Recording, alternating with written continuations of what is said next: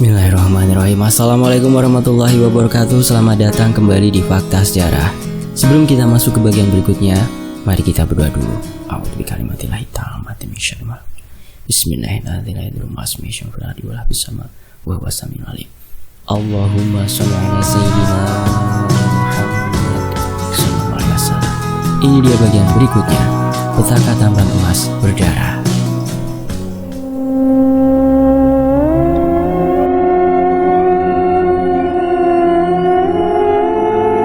Kecemasan kami bertambah ketika lantai tempat kami berpijak mulai bergetar. Dari luar, suara desisan yang tidak asing kembali terdengar. Shhh. Persis suara desisan tempo hari. Suara desisan yang merenggut nyawa. Dek, dek, dek, dek, dek, dek. Jantungku berdetak kencang. Menyadari Tambun sudah ada di sekitar kami. Kami semua menahan nafas dan tidak bergerak sejengkal pun karena suara desisan itu terdengar semakin nyaring. Tiang penyangga di sisi kanan bergemeretak saat suara desisan bergerak perlahan ke atas atap. Lantai mulai miring dan dinding pecah satu persatu karena tidak sanggup menahan beban. Dengan wajah tegang, kami berlima menatap langit-langit. Buah! Langit-langit rumah tiba-tiba hancur berantakan. Mulut besar dengan barisan gigi tajam menganga lebar mencari mangsa.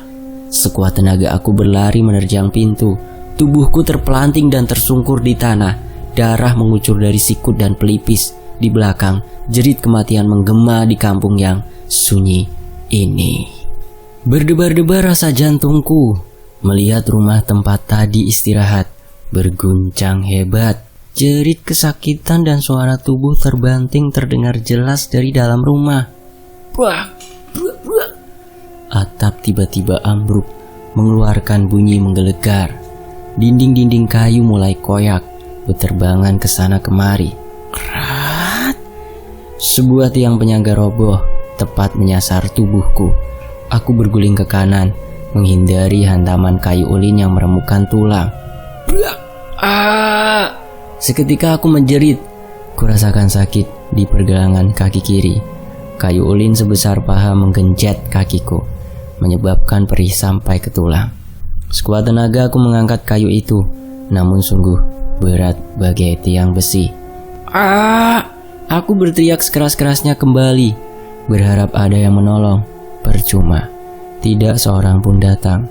Hanya ada puing-puing kayu yang terlempar akibat amukan Tambun. Krek, krek. Aku semakin panik saat tiang kedua mulai bergoyang-goyang. Tak ingin mati konyol, ku kerahkan tenaga sampai nafasku sesak. Tiang ulin terus bergoyang-goyang membuat nyali semakin ciut. Jantungku berdetak cepat dan nafasku memburu, berpacu dengan waktu. Kukumpulkan tenaga hingga keringatku mengucur. Usahaku mulai membuahkan hasil. Kayu ulin yang menimpa kaki perlahan terangkat. Begitu ada celah, segera ku tarik kaki dan kayu ulin itu ku tendang menggunakan kaki kanan ke samping. Dengan susah payah, akhirnya kakiku terbebas walau penuh luka. Segera ku bangkit demi menyelamatkan nyawa yang di ujung tanduk. Namun terlambat. Baru saja berpijak pada dua kaki, tiang kedua roboh menyasar tubuhku. Kakiku gemetar tak bisa bergerak. Dalam kepalaku yang terbayang hanyalah kematian. Krek. Suara tiang patah terdengar kencang memekakan telinga. Spontan aku menyilangkan kedua tangan, berusaha melindungi kepala. Krek. Brak. Tanah terasa bergetar ketika tiang itu menghantam tanah. Tepat sejengkal di samping tempatku berdiri. Aku bergidik ngeri dan bulu kuduku merinding. Nyaris saja, batinku. Tanpa pikir panjang, aku mengambil langkah 1000. Menahan perih kupaksakan kaki berlari secepat yang ku bisa. Mengandalkan cahaya bulan dan bintang, aku berlari sangat kencang mengejar Mang Soleh yang telah jauh di depan. Di belakang, jerit memelas minta tolong sayup-sayup terdengar, lalu menghilang. Terdengar sangat perih dan menyayat hati. Entah siapa yang jadi korban. Yang kupikirkan hanyalah keselamatan diri sendiri. Tak kupedulikan nyeri di kaki. Aku berlari dan terus berlari menembus pekat malam hingga tiba di pinggir sungai. Cepat, cepat! Teriak Dayat dari atas cukung yang sudah mengapung di sungai. Piur! Aku melompat ke sungai dan segera berenang mengejar perahu jukung yang mulai menjauh. Terlalu letih. Kurasakan tenagaku semakin lemah hingga sepasang tangan menyeret paksa tubuhku ke atas jukung. Tubuhku hempas tanpa tenaga. Di dalam jukung, aku menggigit bibir melawan dingin.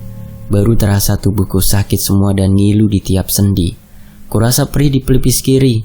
Rupanya darah menetes tanpa henti. Dayat membantuku membersihkan luka dengan air dan kain kotor yang ia temukan dalam jukung. Aku hanya bisa meringis hingga mataku berair. Di depan dan belakang, Mang Soleh dan Kapten Anang terus mendayung mengikuti arus sungai ke arah hilir. Jukung kecil ini bergerak cepat walau hanya ada cahaya bulan dan bintang sebagai penerang. Aku terkesiap demi menyadari Mas Sugeng tidak ada di antara kami. Hatiku rasanya remuk redam karena kami baru saja berjumpa beberapa saat lalu. Ada getir yang tidak terucap karena besar harapan kami semua akan pulang dalam keadaan selamat. Namun takdir berkata lain. Rupanya Mas Sugeng telah benar-benar pergi untuk selamanya. Sementara itu kami berempat mendayung perahu jukung dengan panik, berusaha pergi sejauh mungkin dari monster ganas yang ada di belakang. Di bagian depan, Mang Soleh penuh waspada mengawasi agar jukung bergerak lurus atau menghindari batu dan batang kayu. Sesekali ia berteriak, memerintahkan jukung berbelok ke kiri atau ke kanan mengikuti alur sungai.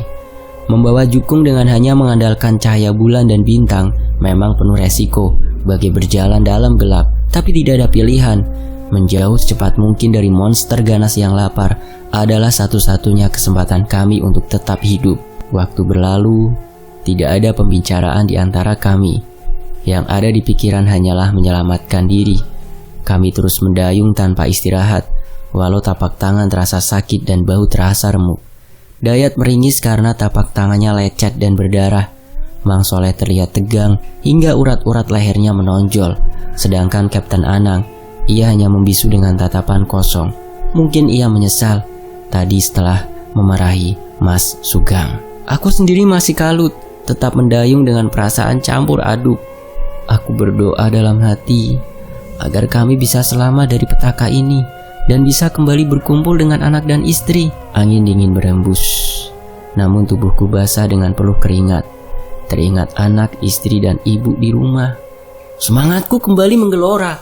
Apapun yang terjadi, aku harus kembali ke rumah dalam keadaan selamat. Di sisi lain, kabut tipis menutupi badan sungai dan malam terasa semakin angker. Suara serangga terdengar sahut menyahut diiringi suara burung hantu. Kutaksir mungkin sudah lebih dari 3 jam kami mendayung bagai orang gila. Akhirnya jukung bergerak lambat dan hanya mengikuti arus sungai. Tidak ada seorang pun dari kami yang mendayung. Semua kelelahan dan kehabisan tenaga. Brak! Dayat terkulai lemas di dalam jukung. Hidungnya kembang kempis dan dadanya naik turun mencari udara. Sepertinya makhluk itu tidak mengikuti. Kita biarkan jukung ini hanyut di bawah arus. Kita istirahat sebentar sembari memulihkan tenaga. Kami mengangguk setuju dengan perkataan Kapten Anang. Di tengah malam buta, jukung bergerak pelan, hanyut terombang-ambing di bawah arus sungai. Entah sudah berapa jauh kami meninggalkan kampung tadi, tapi sepertinya monster itu tidak mengejar. Tidak ada tanda-tanda sungai bergelombang. Tidak ada juga hewan-hewan ribut karena takut.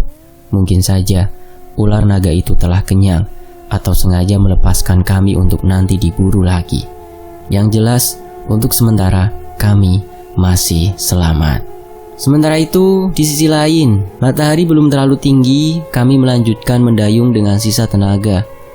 Perut kurasakan perih karena lapar, keroncongan dan menusuk-nusuk. Namun tidak ada yang bisa dimakan. Kami juga tidak berhenti untuk sekedar mencari ikan atau hewan yang bisa dimakan. Hanya meminum air sungai untuk mengganjal perut. Anehnya, rasa lapar tidak terasa dibandingkan semangat untuk tetap hidup. Keinginan untuk berjumpa anak dan istri di rumah menjadi motivasi kami untuk terus menyusuri sungai ini. Dayungan kami semakin menjadi. Ketika sungai semakin melebar, pertanda akan bertemu muara. Lihat, di depan sepertinya muara. Mungkin saja di dekat situ ada desa, seru Mang Soleh dengan mata berbinar. Kami mempercepat dayungan hingga jukung kecil ini bergoyang-goyang membelah arus melewati tikungan. Muara yang kami tuju akhirnya terlihat. Di kejauhan, terlihat muara bertemu induk sungai. Kami semakin semangat memacu jukung kecil ini bagai orang kesetanan. Berhasil melewati muara, kami segera berbelok ke arah hilir, berharap ada kampung atau desa yang kami temui. Baru saja beberapa meter melewati muara, semangat kami seketika padam. Di tengah sungai, sebuah klotok dengan posisi tertelungkup terlihat mengapung. Klotok itu timbul tenggelam, bergerak pelan di bawah arus. Kami semua tercekat dan saling pandang. Klotok itu sudah sangat kami kenal bentuknya. "Kapten, mungkinkah?" Tanyaku ragu. "Iya, itu klotok kita yang dibawa kabur oleh si Atak. Sepertinya mereka tidak berhasil selamat." Klotok itu hanyut hanya beberapa meter di depan kami. Seolah ada yang menggerakkan. Klotok itu perlahan-lahan bergerak memutari kami. "Kapten, ada yang tidak beres!" ucap Mang Soleh setengah berteriak. "Cepat, kita harus ke pinggir sekarang." Kami segera mendayung ke pinggir sungai dalam keadaan panik. Di belakang klotok tadi terus berputar-putar membentuk pusaran air. Pusaran air semakin lama semakin besar dan menimbulkan suara berderak. Krak! Klotok itu tenggelam dihisap arus berputar. Air sungai semakin keruh, bercampur lumpur serta dedaunan dan kayu yang terangkat ke permukaan. Jukung kami terombang-ambing dihantam gelombang besar. Air mulai menggulung, menyeret jukung ke sana kemari. Air sungai bergemuruh, menggelegar bagai gunung runtuh. Kedua tanganku mencengkram sisi jukung agar tidak terjatuh ke sungai. Dayung yang kupegang sudah terlempar entah kemana. Dayat menjerit histeris. Tubuhnya terlempar keluar jukung. Untung saja, kedua tangannya berhasil memegang erat sisi jukung yang licin. Aku dan Kapten Anang bergerak cepat, meraih tangannya agar tidak terlepas. Gelombang air menghantam tubuhnya, membuat genggaman tangannya semakin longgar. "Mit, tolong aku, Mit. Jangan lepaskan, Mit. Kasihan anak-anakku." Tangis Dayat pecah. Suaranya hampir tidak terdengar di tengah terjangan gelombang yang datang bertubi-tubi. Di sisi depan, Mang Soleh terus mendayung, berusaha menyeimbangkan jukung agar tidak tenggelam. Tiba-tiba tubuh Mang Soleh terjungkal ke belakang ketika jukung mendadak bergetar, bergerak mundur. Refleks tangannya mencengkram sisi jukung agar tidak terlempar keluar. Pekik kepanikan semakin menggema seiring jukung yang mulai tersedot ke dalam pusaran air. Jukung berputar-putar bagai dalam mesin cuci raksasa. Di tengah pusaran air, tiba-tiba muncul makhluk raksasa. Aku menengadah sebuah kepala besar melayang 3 meter di udara. Itu adalah kepala ular. Bukan sembarang ular, karena ukuran kepalanya sebesar lebar perahu. Ular naga berwarna hitam bercorak emas. Tambun! Desis Mang Soleh tercekat. Kepala itu bergerak maju mundur seakan siap menyerang. Tubuhnya menggeliat di dalam air membentuk pusaran. Shhh. Makhluk itu mendesis sehingga tubuhku kaku seketika. Otot-otot tubuhku mendadak lemas dan badanku tidak bisa bergerak. Makhluk itu terus mendesis dan menjulurkan lidah. Shhh. Desisannya benar-benar mengerikan, bagaikan hipnotis yang membuat tubuh tiba-tiba mematung. Tidak ada seorang pun di antara kami yang sanggup bergerak. Kepala ular naga itu mundur perlahan, mengambil ancang-ancang, lalu sekali hempas jukung kami terbelah 2. Seperkian detik, kurasakan tubuhku melayang di udara. Belum sadar apa yang terjadi, tubuhku sudah terhempas dalam pusaran air. Sangat cepat dan mengerikan. Tubuhku tenggelam dalam gulungan air, bergulung ke sana kemari terseret arus berputar. Aku berusaha berontak, tapi tenagaku kalah kuat. Air yang menggulung tubuh terasa makin bertambah. Tubuhku terasa sakit bagai ditindih tanah longsor. Kaku dan tidak bisa bergerak. Tenggorokanku tercekik dan nafasku tercekak, sesak. Belum hilang kepergianku, tiba-tiba ada sesuatu yang membelit kakiku. Aku meronta-ronta, tapi belitan itu sangat kuat.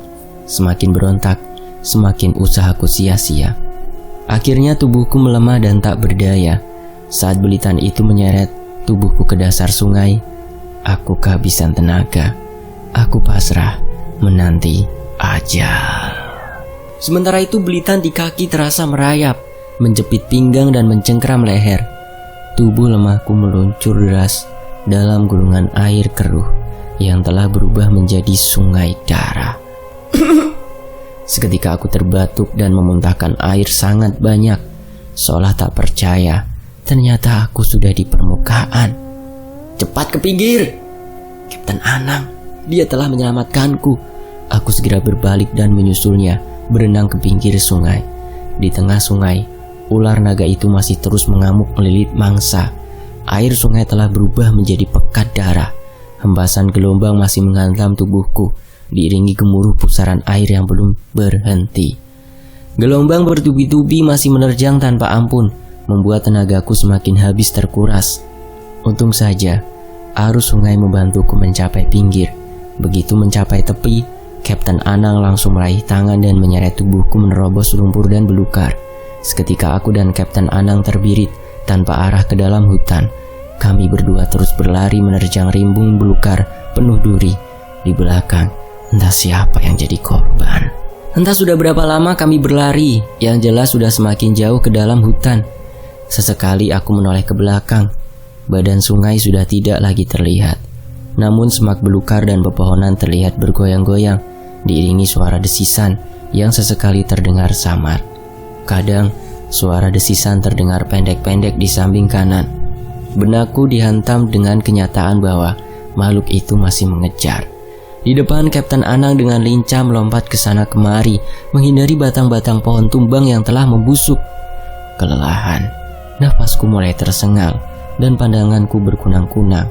Tanpa sengaja, kakiku tersangkut salah satu batang pohon yang melintang. Tubuhku terpelanting ke depan dan berguling beberapa kali, lalu terhenti saat membentur salah satu pohon besar yang tegak menjulang. "Kapten!" Aku berteriak memanggil nama Kapten hingga suaraku parau dan tenggorokanku sakit. Aku berteriak berkali-kali namun tidak ada jawaban. Hanya ada suara angin bertiup yang menggoyang dahan-dahan pohon. Terbaring di dasar hutan, tenagaku sudah habis.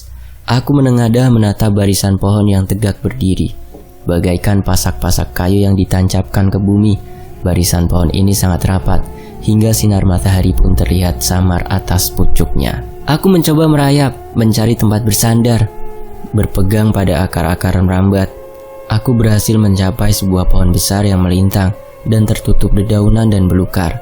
Dengan nafas tersengal, aku menyandarkan badan di situ. Kakiku selonjorkan dan punggungku hempas begitu saja. Barulah terasa badanku remuk, sakit dan memar di sekujur tubuh. Lagi-lagi aku meringis menahan perih. Tubuhku terasa lemas saat kulihat potongan kayu menembus perut bagian pinggang. Kayu itu menancap cukup dalam, menembus kulit dan merobek daging.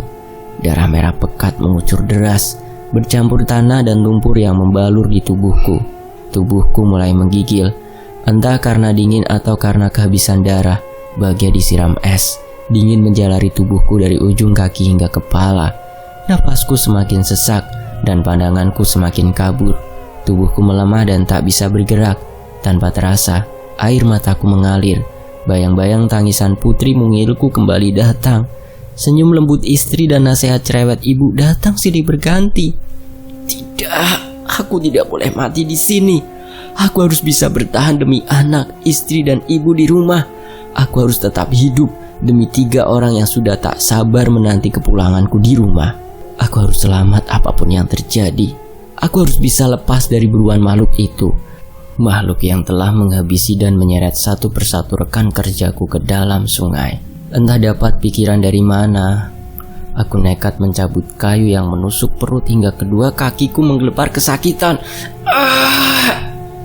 Jeritku menggema dari dasar hutan, menelusup di antara dahan-dahan pohon dan menyebar ke segala penjuru belantara. Burung dan monyet riuh demi melihat upayaku mencabut kayu itu. Bukannya terlepas, aku justru merasakan sakit yang menjadi-jadi. Kayu itu masih menancap, merobek kulit hingga dagingnya terkoyak, bergelantungan penuh darah. Usahaku sia-sia. Kedua telapak tanganku telah basah bersimbah darah. Kakiku gemetaran dan tubuhku kejang-kejang tidak karuan. Aku terbatuk memuntahkan darah kental bercampur lendir. Kepala terasa berat dan bumi terlihat berputar-putar. Tak sanggup menahan pusing, kesadaranku hilang begitu saja. Di sisi lain, entah berapa lama aku tidak sadarkan diri, yang jelas saat aku membuka mata, langit masih terang. Suara serangga, burung, monyet, dan berbagai penghuni hutan masih bersahutan. Ya Allah. Batinku, jujur aku sudah tidak sanggup dan ingin menyerah. Harapanku rasanya semakin tipis. Air mataku lagi-lagi berurai. Iya, aku takut akan kematian. Takut akan dosa-dosa yang telah kuperbuat. Ya Allah, aku merasa bersalah pada istri dan juga Dayat. Iya, aku telah mengkhianati mereka berdua. Aku telah mengkhianati kesetiaan cinta istriku yang lugu. Aku juga telah mengkhianati kepercayaan Dayat, kawan setia yang selalu membantuku. Juminah namanya, gadis berkulit putih yang dipersunting Dayat. Di depan Dayat, ia terlihat penurut dan lembut. Bila di belakang, ia tak ubahnya bagai kancil. Kalau berjalan, wanita itu suka berlenggok dengan kerling mata nakal penuh rayuan. Wanita itu memang terkenal suka menggoda sedari remaja. Cita-citanya jadi biduan dangdut terkenal. Suaranya memang tak kalah merdu dengan Elvi Sukaisi, tapi lenggoknya tidak kalah mengerikan dengan mesin gergaji. Aku yakin malaikat pun akan tergoda dengan senyumnya yang merayu. Apalagi aku, lelaki rendahan yang tipis iman. Astagfirullah. Aku menyesal telah bermain api. Aku malu pada diri sendiri. Aku malu atas ulahku yang hina sebagai suami.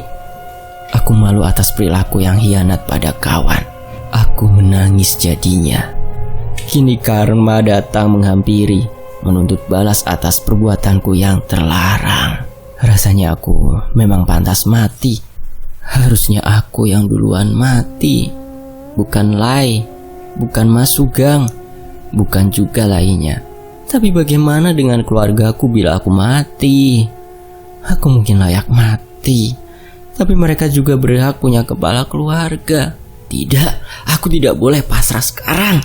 Ku kerahkan tenaga sekali lagi. Ku raih sepotong ranting di samping, lalu ku gigit kuat-kuat. Bismillah, ucapku dalam hati. Sekuat tenaga ku copot kayu yang menancap di dekat pinggang. Perlahan-lahan kayu itu bergerak, mengorek-ngorek daging yang berlumur darah. Rasa sakitnya membuat pandanganku menjadi gelap, namun masih bisa kutahan. Kedua kakiku menggelepar menahan sakit hingga kayu akhirnya terlepas. Aku kembali menjerit hingga ranting yang di mulutku terlepas. Allahu Akbar, Allahu Akbar. Aku meriahkan takbir penuh syukur. Sakit di perut dekat pinggang telah berkurang, namun darah masih mengalir deras, membasahi baju dan celana. Kulihat dagingnya terkelupas dan meninggalkan bekas luka yang menganga. Sepertinya potongan-potongan kecil sisa kayu masih tertinggal di sana. Tapi aku tidak peduli. Segera aku tekan luka itu untuk menghentikan pendarahan. Tanpa antibiotik, luka itu terasa nyeri dan menusuk-nusuk. Aku kembali bersandar untuk mengatur nafas. Pandanganku menerawang ke pohon-pohon besar yang menjulang. Seketika aku merasa sangat kecil di tengah hutan yang sunyi ini. Tenagaku benar-benar telah terkuras. Rasanya aku ingin tidur walau hanya sesaat. Baru saja memejamkan mata, batang pohon melintang tempatku bersandar tiba-tiba bergerak. Srek, srek. Terdengar suara gesekan belukar dan dedaunan. Semak belukar yang menutupi batang pohon ini bergoyang-goyang. Allahu Akbar. Aku mengucapkan takbir sambil berteriak. Darahku berdesir dan bulu kuduku merinding. Batang pohon tempatku bersandar tidak hanya bergerak, tapi menggeliat. Shhh. Desis kematian kembali terdengar, memacu jantungku berdetak semakin kencang. Ternyata tempatku bersandar bukanlah batang pohon, tapi tubuh Tambun. Makhluk melata itu kemudian menggeliat, bergerak-gerak dengan suara desis yang menjadi-jadi. Monyet-monyet di atas pohon menjadi ribut, berteriak-teriak saling memberi pertanda bahaya. Dahan-dahan bergoyang-goyang karena sekumpulan monyet itu melompat ke sana kemari dalam keadaan panik. Burung-burung segera berhamburan dan seisi hutan menjadi riuh karena ketakutan. Tubuhku tersungkur tak berdaya di atas tanah. menahan sakit yang begitu menghujam di bagian perut dekat pinggang. Aku merasa ngeri saat kulihat perut ular itu bergerak-gerak membentuk tonjolan. Jelas sekali terlihat perut hitam legam dan sisik sebesar piring membentuk tonjolan seperti lekuk tubuh manusia. Ular itu sedang mencerna mangsa. Kesempatan, batinku berkata. Biasanya ular akan sulit bergerak bila ada mangsa di perutnya. Tertatih aku merayap menjauh dengan bertumbuh pada kedua sikut. Tak kupedulikan perih di perut. Aku merayap bagai kesetanan. Pergerakanku seketika terhenti saat sesuatu yang sangat berat tiba-tiba menindih punggung. Dada terasa sesak dan lukaku kembali mengeluarkan darah. Hanya hitungan detik tubuhku sudah terguling dalam belitan permukaan tulang. Mataku terbelalak dan hampir keluar. Ketika belitan demi belitan semakin kuat mencengkeram, lidahku keluar dengan mulut ternganga. Celaka, ular besar itu hendak menjadikanku santapan. Dengan lidah terjulur dan liur menetes, termegap-megap mulutku mencari udara. Keringat dingin mulai menetes di kening. Tubuhku semakin lemas tak berdaya. Nafas semakin sesak dan belitan semakin kencang. Lilitan itu mengangkat tubuhku ke udara, dibawa mendekat ke arah kepalanya yang jauh di depan. Shhh. Suara desisan terdengar kencang. Monyet-monyet terus berteriak ketakutan. Srek. Dari belukar kepala ular sebesar pinggang menyeruak. Dengan sisik-sisik menonjol. Wajah ular itu terlihat bengis, liar dan lapar. Lidahnya yang bercabang menjulur-julur keluar, menimbulkan bunyi desis yang mencutkan nyali. Sepasang mata sebesar bola kaki menatapku tajam.